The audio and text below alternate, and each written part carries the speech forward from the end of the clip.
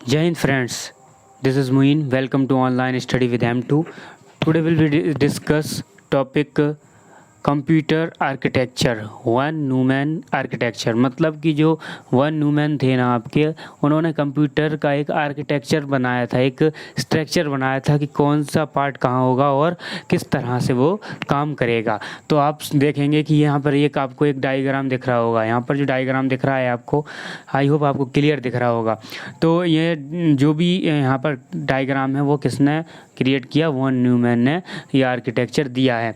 इसमें क्या क्या चीज़ होती है, क्या क्या होता है, आज इस वीडियो में डिस्कस करेंगे। तो आप हमारे साथ बने रहिए इस वीडियो में। यहाँ से स्टार्ट करते हैं कि सबसे पहला क्या होता है, आपका सीपीयू होता है। आपने देखा होगा कि आपका सीपीयू रहता है, उसी को क्या बोलते हैं आप? कंप्यूटर का माइंड बोला जाता है। कंप्यूटर का माइंड बोला जाता है मतलब इसकी फुल फॉर्म क्या होती है? Central processing unit. मतलब कि ये कहाँ पर होता है? सेंटर में होता है और इसमें क्या होती है? प्रोसेसिंग होती है। और ये क्या होता है? एक यूनिट होता है, एक सिस्टम होता है ये पूरी तरह से। ठीक है, तो ये सेंट्रल प्रोसेसिंग यूनिट का मतलब हो गया। उसके बाद यहाँ पर बात करते हैं कि क्या क्या चीज़ें इसमें होती हैं। सबसे पहला इसमें होता है इनपुट यूनिट। इनपुट यूनिट के द्वारा आप क्या करेंगे? अपनी जो भी इंस्ट्रक्शन हैं, अपने जो भी आदेश हैं, उनको कहाँ पर भेजेंगे आप सीपीयू में भेजेंगे। सीपीयू में जब भेजेंगे तो यहाँ पर आपको तीन कंडीशन मिलेंगी। कंट्रोल यूनिट मिलेगा, एएलयू मिलेगा और मेमोरी यूनिट मिलेगी। तो यहाँ पर कंट्रोल यूनिट क्या है? यहाँ पर कंट्रोल यूनिट एक चीज़ों को कंट्रोल करेगा उनको सबको। और अर्थमेटिक लॉजिकल यूनिट इसकी फुल फॉर्म है एएलयू की। तो ये क्या करता है? जब भी लॉजिकल कोई चीज़ें आती हैं उसको यहाँ पर सॉल्व करता है। फिर उसके बाद यहाँ पर मेमोरी में अस्थायी रूप से कोई सी भी चीज़ सेव हो जाती है। यहाँ पर रजिस्टर भी होते हैं तो अस्थायी रूप से उसको क्या कर लेते हैं? सेव कर लेते हैं। और आउटपुट यूनिट के माध्यम से आप क्या कर सकते हैं? आप जैसे कि मॉनिटर और प्रिंटर के द्वारा आप क्या कर सकते हैं? कोई भी डाटा प्राप्त कर सकते हैं। तो यहाँ पर आप समझेंगे, सबसे पहला समझेंगे कि इनपुट यूनिट क्या है। तो इनपुट यूनिट का मतलब कि आप कीबोर्ड या माउस या फिर स्कैनर के द्वारा जो भी आप अपने निर्देश या इंस्ट्रक्शन कंप्यूटर में या सीपीयू में प्रवेश कराते हैं, आदेश देते हैं, वो क्या कहलाता है? आपका इनपुट यूनिट कहलाता है। उसके बाद आपको यहाँ पर तीनों चीज़ें समझ में आ गई होंगी, कंट्रोल यूनिट, एएलयू यूनिट और मेमोरी यूनिट। इसमें क्या करने के बाद वो प्रोसेस करने के बाद आउटपुट दे देता है। तो सबसे पहले यहाँ पर समझते हैं आप क्या कि इनपुट यूनिट। इनपुट यूनिट क्या होता है? तो इनपुट यूनिट मतलब कि कीबोर्ड, माउस या स्कैनर या किसी भी आपके इनपुट डिवाइस से आप जो भी कमांड मतलब कि इंस्ट्रक्शन देंगे वो क्या करेगा? इनपुट यूनिट के द्वारा ही आप किस में भेजेंगे? सीपीयू में भेजेंगे। तो आपको समझ में आ गया होगा कि इनपुट यूनिट क्या है। फिर आता है उसके बाद आउटपुट यूनिट। तो आउटपुट यूनिट मतलब कि यूज़र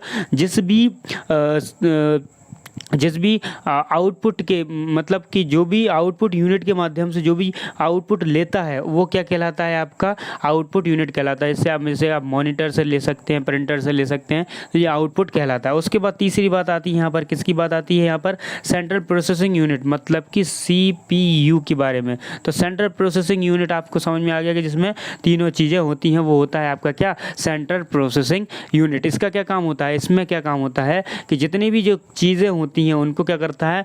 उनको देखता है कि सब काम कर रहे हैं या नहीं कर रहे हैं। उसके बाद आता है यहाँ पर आपका कौन सा?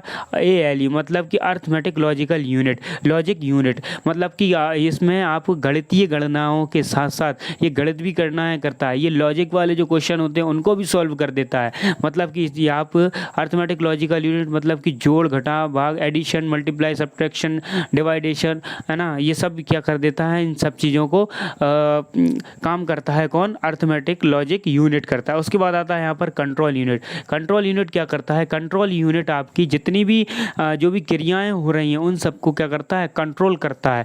मतलब कि कोई चीज़ को देखता है कि कहीं पर कोई मिस्टेक तो नहीं हो रही है। हर चीज़ आपके जितने भी जो हार्डवेयर होते हैं उनको सबके पर क्या करता है? नियंत्रित रखता है, नियंत्रण रखता है। कंप्यूटर के जितने भी हार्डवेयर है उन पर कंट्रोल यूनिट क्या करता है?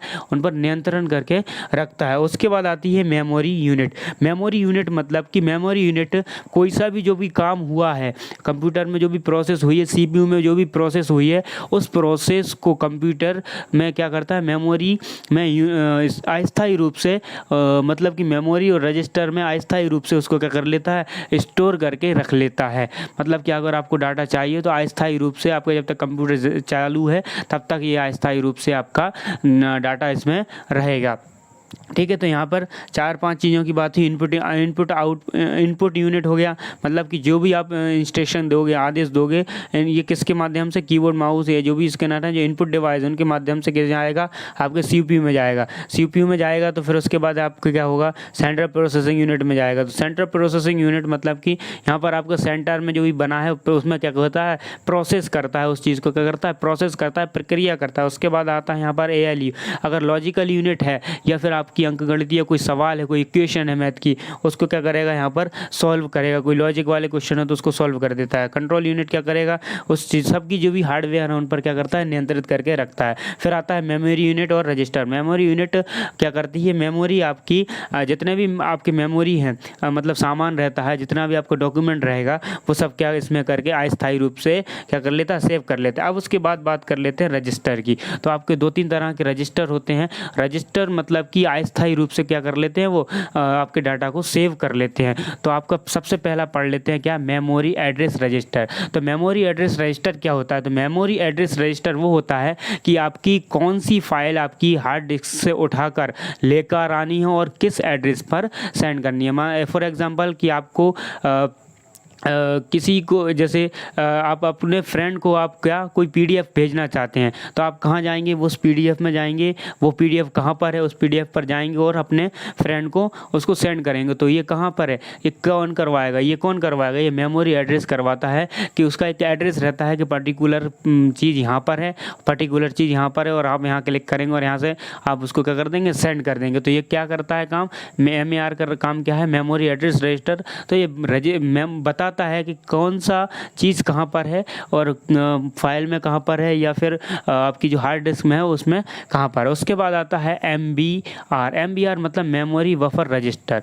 मेमोरी बफर रजिस्टर मतलब कि जो भी आपको हार्ड डिस्क से कोई भी चीज़ उठाकर लेके आनी है, ठीक है, तो उसका एड्रेस कौन बताएगा, MAR बताएगा। पर बफर वाला क्या सिस्टम है आपका, बफर वाला मतलब सिस्टम वो है कि अगर आपकी हार्ड डिस्क में कोई प्रोसेसिंग चल रही है, कंप्यूटर में प्रोसेसिंग चल रही है, तो वो क्या करता है, आपके जो आने वाले एड्रेस हैं उसको क्या करता है, होल्ड करके रख लेता है। तो ये MBR कहलाता है, बफर रजिस्टर कहलाता है।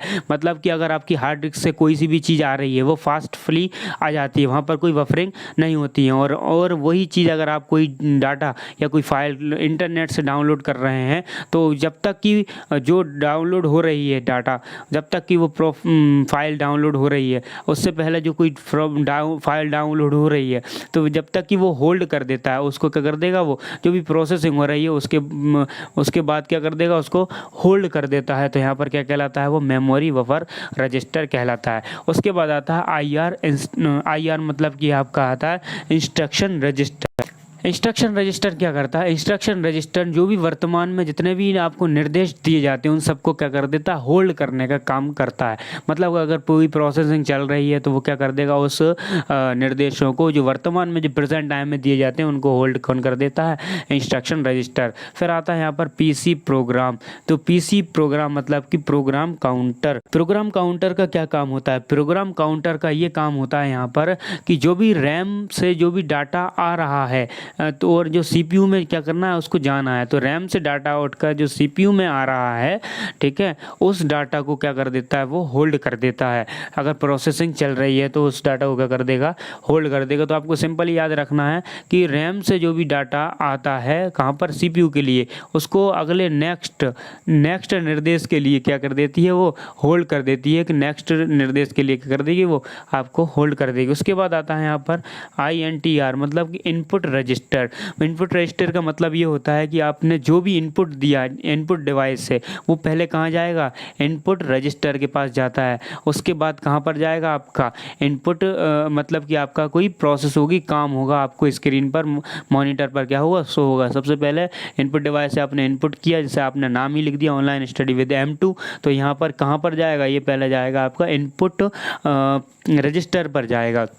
और आपने वही नाम आपने कोई प्रिंट कर दिया है, आपने कोई डॉक्यूमेंट क्रिएट किया और वही डॉक्यूमेंट को आप प्रिंट करना है, तो आप क्या करेंगे, Ctrl P जैसे ही आप प्रेस करेंगे तो वो जो Ctrl P है वो आपने क्या की, आपने प्रिंट करने के लिए की, आपसे वो क्या मांगेगा, वो आपसे मांगेगा ओके। तो जैसे ही आपने प्रिंट की तो वो सबसे पहले उसके बाद कहाँ जाएगा, कंट्रोल पी के बाद वो जाएगा आपके आउटपुट रजिस्टर में, फिर वहाँ पर उसकी प्रोसेसिंग चलेगी और उसके बाद आपको आउटपुट मिलेगा। लास्ट आपका यहाँ क्या है, एक एक्यूमुलेटर है। तो एक्यूमुलेटर का मतलब क्या होता है, एक्यूमुलेटर का मतलब होता है कि जितनी भी जो प्रक्रिया की गई है, जितनी भी यहाँ पर जो भी यहाँ पर जितनी भी यहाँ पर जो प्रक्रिया की गई है, जो भी काम किया गया है, जो प्रोसेस की गई है, उसके बाद यहाँ पर जो एक्यूमुलेटर है वो क्या करता है, एक्यूमुलेटर आपके मतलब कि यूज़र का क्या करता है, यूज़र को लास्ट में जो रिजल्ट देता है। एक्यूमुलेटर क्या करता है, एक्यूमुलेटर जितनी भी आपकी प्रोसेस हुई है उसको क्या करता है, एक्यूमुलेटर स्टोर करके रख लेता है। क्या कर लेता है, स्टोर करके रख लेगा। आपकी जितनी भी प्रक्रिया हुई है, प्रोसेस हुई है सीपीयू के द्वारा, जो भी उत्पन्न परिणाम हुए हैं उन सब जितने भी परिणाम उत्पन्न हुए हैं सब परिणामों का क्या कर लेगा, वो स्टोर करके रख लेता है। यहाँ पर एक्यूमुलेटर का काम हो जाता है। तो आई होप आपको ये वीडियो पसंद आई होगी। वीडियो पसंद आई हो तो लाइक ज़रूर करें और सब्सक्राइब ज़रूर करें, और चैनल को सब्सक्राइब ज़रूर ही करें, और आपके दोस्तों में फ्रेंड में शेयर करें। ये शॉर्ट वीडियो है, आपको लॉन्ग वीडियो देखना है तो इन्हीं वीडियो का आपको क्या मिल जाएगी, एक बड़ी 20, 30, 40, 50 मिनट की वीडियो मिल जाएगी, आप उसको में भी देख सकते हैं। Thanks for watching.